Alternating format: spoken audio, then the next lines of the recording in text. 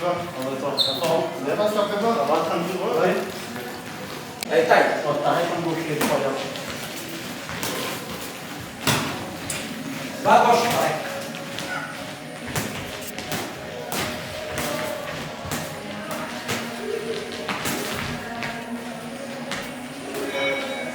Ramène droite, Samuel.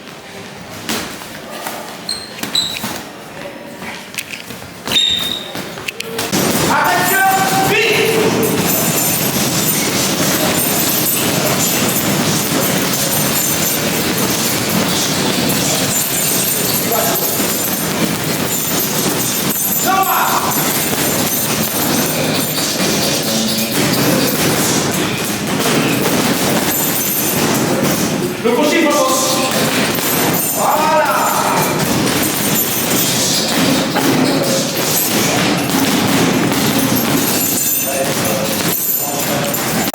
Vite.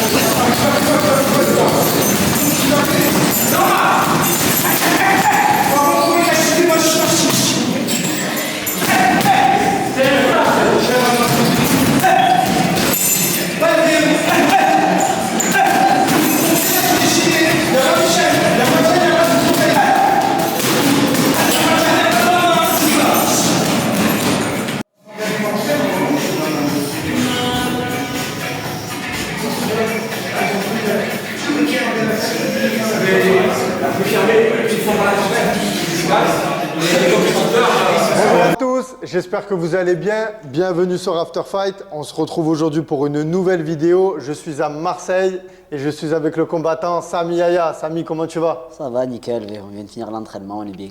Alors, où est-ce qu'on est? On est à Marseille, dans le 15e, au Boxing Club Saint-Louis, chez le boss Stéphane Taliana. Samy Yahya, combattant marseillais.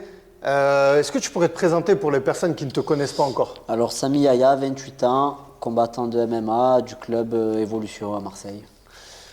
Samy, comme se veut la tradition sur After Fight, je demande toujours aux combattants comment tu as fait la rencontre avec les sports de combat. Alors moi, j'ai commencé les sports tôt à 8 ans parce que j'étais hyper actif, tu vois, je bougeais beaucoup et j'étais fan d'arts martiaux. Arts martiaux, sport de combat, j'ai grandi un peu à la période Bruce Lee, tu vois, Bruce Lee, Jackie Chan. Donc de suite, très jeune, j'ai voulu faire des sports de combat et mon père, il m'a mis dedans. Et il y a des personnes qui t'ont inspiré, là tu viens de me citer Bruce Lee, est-ce qu'il y en a d'autres ou... À mon époque, c'était plus voilà, dans les arts martiaux, Bruce Lee, Jet Li, les Jackie Chan, tu vois. Et le MMA, ton premier souvenir, c'est à la télé, c'est dans un club? Mon premier souvenir, c'était mon père qui avait acheté des cassettes vidéo de l'époque, à l'époque où il y avait Randy Couture qui était champion, tu vois. C'est vraiment ancien. Et quand tu as vu ça, tu t'es dit, je vais en faire? Je regardais tout court, tu vois, je regardais tout court, je me suis pas dit je vais en faire. Et de fil en aiguille et de combat en combat dans d'autres sports, je me suis dit il faut que je cherche la méthode la plus complète et la plus dure, tu vois. Je me suis lancé dans le MMA. Est-ce que tu as fait un peu de judo, un peu de pied-point, un peu de boxe anglaise? Alors moi, à la base, j'ai commencé par le Yosekan Budo. C'est des arts martiaux japonais, c'est un peu comme le sambo, voilà. Et donc j'ai fait ça, où j'ai fait plusieurs titres de champion de France, champion d'Europe. Et ensuite je suis allé en sambo, sanda, pied-point, anglais. J'ai vadrouillé de partout jusqu'au pancras à l'époque. Et maintenant sur le MMA. On va y venir justement, tu as commencé donc en professionnel au 100% fight. C'est ça, au contender. Ouais. D'abord les contenders et ensuite 100% fight. Ouais. Tu as commencé, tu as eu direct une défaite. C'est ça, contre Georges Sassu. Ouais, à la décision. C'est ça. Je voulais savoir un peu dans quel état d'esprit tu as été à la suite de cette défaite. Est-ce que ça t'a démotivé en sachant que c'est une période où le MMA il n'est pas encore légalisé? J'ai fait les contenders un peu rapidement sur un coup de tête. Mon entraîneur, il avait contacté Hatch, il a dit en gros qu'il avait une pépite au club. Je venais de m'inscrire moi. C'était quel club? Evolution, la Team D'accord, la Evolution. Team Evolution. Quand je suis rentré à la Team Evolution, je ne suis plus jamais parti. Voilà. Et donc il a dit qu'il avait une pépite, tout ça, et on s'est inscrit. Donc on ne s'est pas vraiment préparé. Hein. Il y a eu 3 semaines, 2 semaines et demie, 3 semaines de prépa, on l'a fait. Voilà, donc il y a eu la défaite, mais derrière j'ai marqué les esprits. Et ensuite on a renchaîné avec un contender 3 semaines après que j'ai gagné. Et justement, ben, tu disais Georges Sassou, actuellement il est au Bellator. Ouais.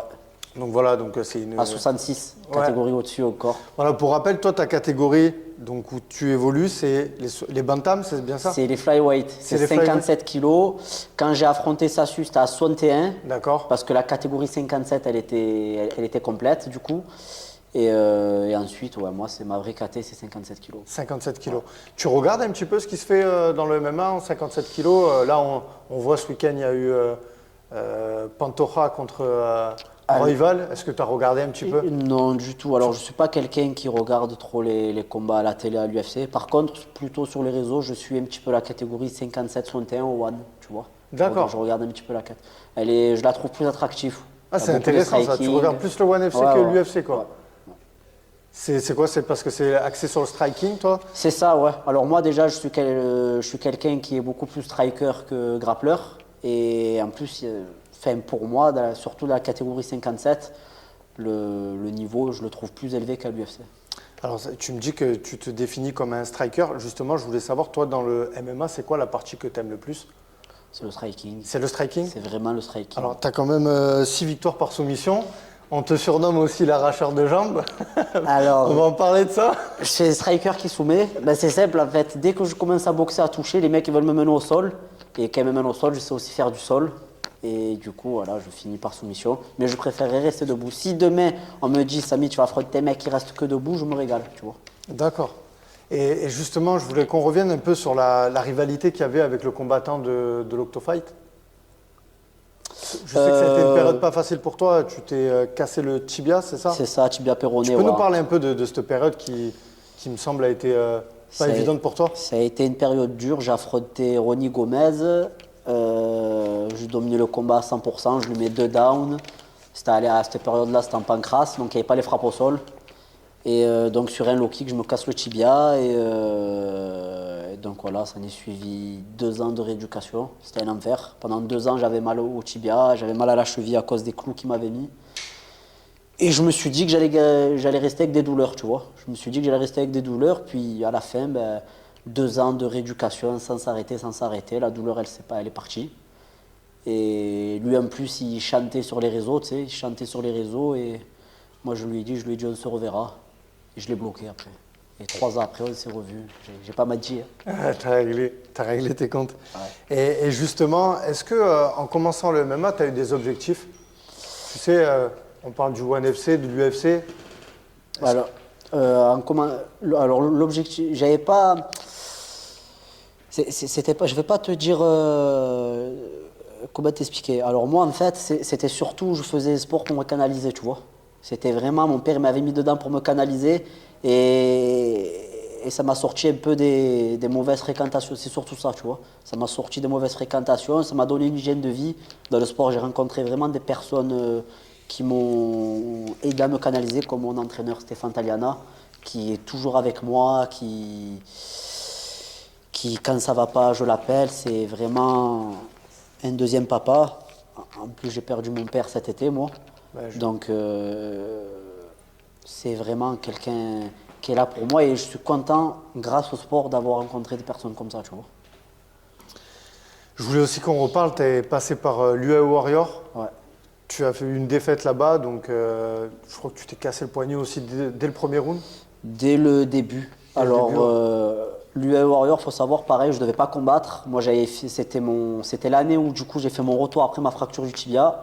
J'avais fait 2 combats et ma saison elle était finie. Et on m'appelle pour la ceinture de l'UAE à 3 semaines de l'événement. Et je m'entraînais plus et on m'appelle pour la ceinture, j'ai pas pu refuser. Donc, ce qui a été le plus dur vraiment, c'était la perte de poids. En fait, c'est 3 semaines, vu que je m'entraînais plus, c'était 3 semaines de perte de poids. Donc, je suis passé en 3 semaines de 71 kg à 57, c'était un enfer. Et dès le début du combat, je frappe, je me casse la main. 3e round, je me fracture le sinus maxillaire. Et bon, après, j'ai perdu, c'est le sport, c'est comme ça. Toi, aujourd'hui, tu arrives à t'entraîner tous les jours, à vivre du MMA ou pas? Et en sachant que tu as commencé en 2016, c'était une période où le MMA n'était pas légalisé. Est-ce que ça a été facile de justement dire à tes proches que tu allais vouloir vivre de ce sport? Et aujourd'hui, comment ça se passe aujourd'hui pour toi, l'avant-après, tu vois? Alors, mes proches, ils s'en foutent un peu. Ils s'en foutent un peu. Du moment que du coup, ma mère, elle me voit pas traîner dehors, tu vois, faire n'importe quoi. Elle est contente que je fasse du sport, tu vois, que je sois là-dedans. Après, non, mais vivre du MMA aujourd'hui, il y a quelques Français, il y a très peu de Français qui vivent du MMA. On est obligé de bricoler à gauche, à droite, mais non, on ne vit pas du MMA. Pas aujourd'hui pour l'instant. Même si il y a de belles primes, tu vois. Là, notamment au KOF, je vais combattre. Ils respectent les combattants. Enfin, pour ma part, ils m'ont respecté, mais tu vis pas. Et depuis la légalisation du MMA, il y a beaucoup d'organisations qui ont émergé en France. Je pense à l'Hexagone MMA, au KOF, comme tu viens de le citer, Ares. Est-ce que tu es attiré par ces organisations ou pas du tout? Alors, l'ARES, j'ai eu une proposition ils m'ont envoyé le contrat, mais j'ai pas répondu parce que je voulais pas je voulais pas avoir un contrat d'exclusivité où je suis bloqué, donc j'ai pas accepté. Mais ça fait du bien au MMA français parce que les primes elles augmentent petit à petit et ça fait du bien au MMA français. Ouais. Et toi, ton but dans le MMA, c'est quoi? C'est justement de prendre l'argent, de laisser une empreinte dans ce sport? C'est de faire une belle carrière, que les gens ils se souviennent de moi comme quelqu'un qui lâche pas, qui fait de beaux combats, qui fait du spectacle.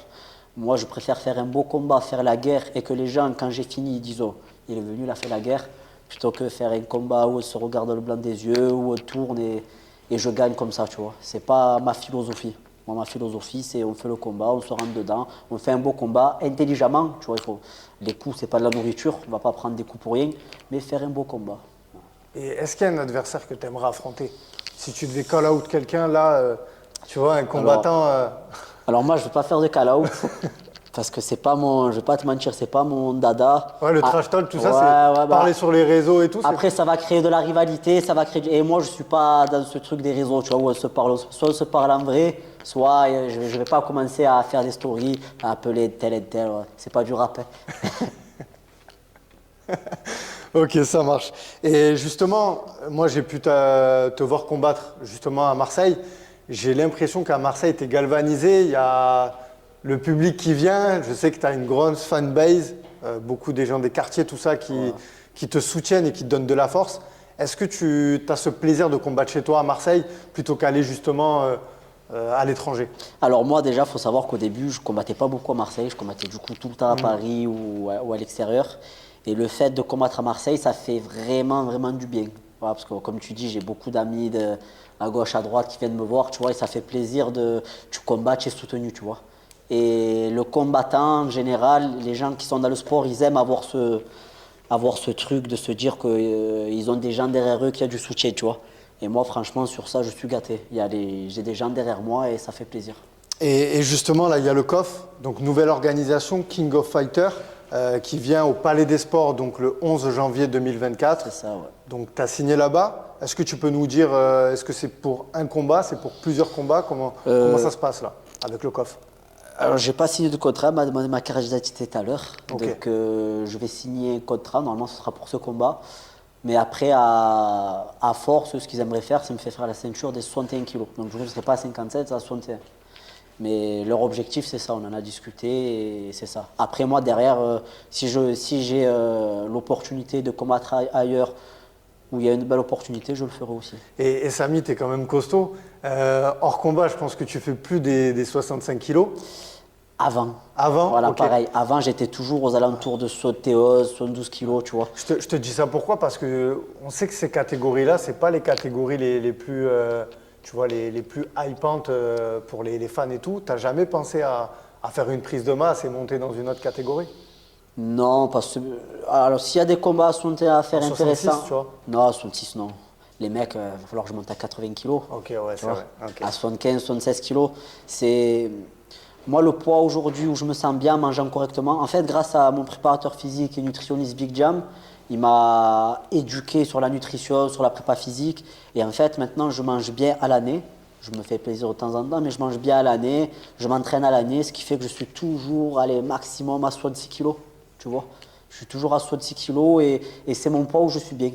Donc si je monte plus haut, je peux le faire, hein, attention, mais ça ne va pas être optimal. Tu vois, ce n'est pas un poids où je vais me sentir bien, je vais me fatiguer plus vite. En plus, je ne suis pas très grand, je vais être comme ça. Ouais. Donc, À l'heure où on parle, là, ça y est, il y a eu l'officialisation du combat. On connaît ton adversaire. ouais. Bon, ben, c'est un Brésilien, c'est ça, qui C'est vient ça, du ouais. Jungle Fight. C'est ça, ouais, un de ses derniers combats, je crois, c'était au Jungle Fight. C'est un striker, gaucher, longiligne, qui boxe sur le contre. Tu l'as déjà analysé. Ouais, ça, on l'a bu déjà. On l'a vu. On Toi, l'a- justement, tu fais des. Quand tu as un adversaire, tu regardes ses combats, tu regardes les moindres détails. Alors, honnêtement, moi, pas trop. C'est plus mes entraîneurs, tu vois, qui. Tu peux nous parler de tes entraîneurs, justement, de la Team Evolution, s'il y a des noms à citer? Alors, il y a Michael Cordero, Anthony Judici. Alors, c'est ces entraîneurs principaux de la Team Evolution. Et après, j'ai aussi mon club de boxe ici, donc avec le boss Stéphane Taliana. Pareil, il a vu mon adversaire, il l'a bu. Et j'ai mon club de lutte à lutte olympique, Massilia. Voilà. Donc voilà, donc ça, c'était trois QG. C'est mes 3 QG où je Voilà. suis. Et à Fitness Park où je fais la muscu. la Ouais, prépa Fitness physique. Park aussi. Je suis super content qu'on parle un peu de ces clubs-là parce qu'aujourd'hui à Marseille, ben, on ne présente pas. Il y a le club de Jean-Michel Fossard Ouais.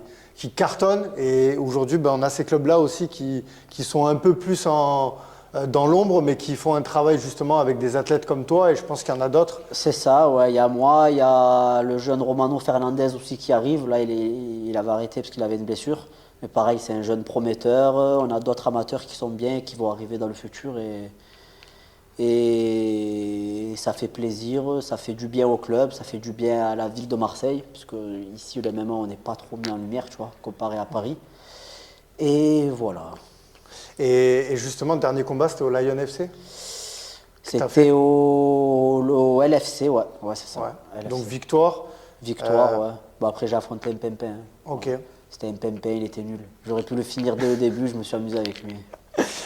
Nickel. Bon, ben, le KOF, en tout cas, là, ben, ils t'ont respecté, ils t'ont mis un adversaire. Voilà. Ouais, ils m'ont mis un bon adversaire. 7 victoires, 2 défaites. C'est ça. À quoi on peut s'attendre? Est-ce que toi, tu es dans le jeu des pronostics, tu parles pas À quoi doivent s'attendre le public marseillais et les autres qui vont venir voir le combat de Samy Yaya Ben, comme d'hab, Au KOF. du spectacle. On va essayer de faire le spectacle, de faire un beau combat, de régaler le public et surtout que je me régale moi, tu vois. Parce que je fais ça parce que ça me plaît, tu vois. Je fais ça parce que ça me plaît, donc il faut que moi je me régale avant de régaler le public. Mais si je me régale moi, le public va se régaler. Bien sûr. Et tes objectifs pour 2024, Samy? Est-ce qu'il y en a ou pas? Être plus actif. L'année dernière, j'ai pas pu être actif par rapport, comme je t'ai dit, à mon père qui était malade. Justement, je voulais d'ailleurs y dédier cette interview parce que je sais que ça a été une période pas facile pour toi et j'espère que ben, déjà toutes mes condoléances et C'est gentil, et merci. qu'aujourd'hui, je pense que cette prochaine victoire, elle va être pour lui. Ça va être pour lui, ouais. Ouais. Donc, être plus actif, ça va être les objectifs pour 2024? Être plus actif, combattre plus souvent, voilà, essayer de faire 3-4 combats cette année. Et voilà, après crescendo, monter, et voir où le vent nous mène. Et tout à l'heure, justement, on a évoqué le staff qui est autour de toi. Je voulais aussi qu'on parle de ton préparateur physique, Big Jam, Ouais. le charbonnier de la mine qui ne parle pas beaucoup sur les réseaux. Pareil, mais c'est une personne qui fait un travail monstrueux avec Fares Ziam, Yanis Gemouri et Sami Yaya. Ouais. Donc voilà, d'ailleurs, je crois qu'il est en vacances là, on lui souhaite de bonnes vacances. Il est en République dominicaine où j'ai affronté l'autre, la Gomez, là, que je me suis cassé le tibia. D'accord, Voilà. là-bas directement. Si tu le vois, Big Jam, les a une pour moi. Non, Big Jam, c'est un monstre, c'est la famille, c'est comme mon grand frère. Il assure avec moi, il me fait la prépa physique. Là, il me fait vraiment une prépa physique sur mon ressenti à moi. Quand je suis fatigué, il me montre les séances sur ma forme, tu vois. C'est du travail vraiment précis, la nutrition précis. Et pareil, comme je t'ai dit, c'est mon grand frère, on parle tous les jours. Ça fait combien de temps que tu travailles avec Big Jam? Ça fait depuis la nutrition, ça fait depuis mon retour. J'ai commencé avec la nutrition avec Big Jam d'abord, depuis mon retour quand j'ai affronté Mathieu Morciano. Ok. Et donc ça commence à faire quelques années. Ouais. C'était à l'AGM ça, Mathieu C'est ça, Morciano. c'est ça. Ouais. Parce que justement, on a pu le voir, tu t'es développé encore plus, j'ai l'impression. Ouais. Et après la prépa physique, j'ai commencé, ça fait plus d'1 an maintenant que je fais la prépa physique avec Big. Plus d'1 an. Ouais, donc moi je sais pas si vous avez le compte rendu à la caméra, mais il est énorme. Hein. C'est un balèze, hein, franchement. Donc voilà, en tout cas, moi je vais te souhaiter le meilleur pour ton combat. Je serai là pour te soutenir, te donner de la force. C'est toujours un plaisir de te recevoir sur After Fight. Allez suivre Sami Yaya. Donc voilà, ses réseaux s'affichent à l'écran. Allez lui donner de la force. Il fait partie de ces combattants qui, selon moi, ne sont pas assez connus, reconnus et suivis sur les réseaux. Et pourtant, ils font le spectacle et il en mérite beaucoup. Donc Sami, merci de m'avoir reçu dans ce club. Merci à ton coach aussi pour l'accueil. Merci aussi à Tarek Naksou pour la caméra. C'était cool. Toi aussi, dis merci. Dis merci. Il y avait une bonne ambiance à Marseille. Avant de se quitter, on va passer au 5. C'est la tradition chez After Fight. Est-ce que tu es prêt, Sami? Allez, go. KO ou soumission? KO. Combat ou entraînement? Combat. Cardio ou musculation? C4. Maintenant. Conor McGregor ou Khabib Nurmagomedov? Je m'en fous. Allez, on va dire... je m'en fous. Le style? Hein? Plutôt le striker? On va dire striking Conor. Allez, Conor. Et ton repas préféré hors diète? Je te pose cette question, elle est cruciale. Je sais qu'actuellement, là, je vais te faire rêver. Là. C'est chaud, mais bon, tu le sais, tacos, moi. Allez, c'est parti. Sami, merci beaucoup. Merci à toi.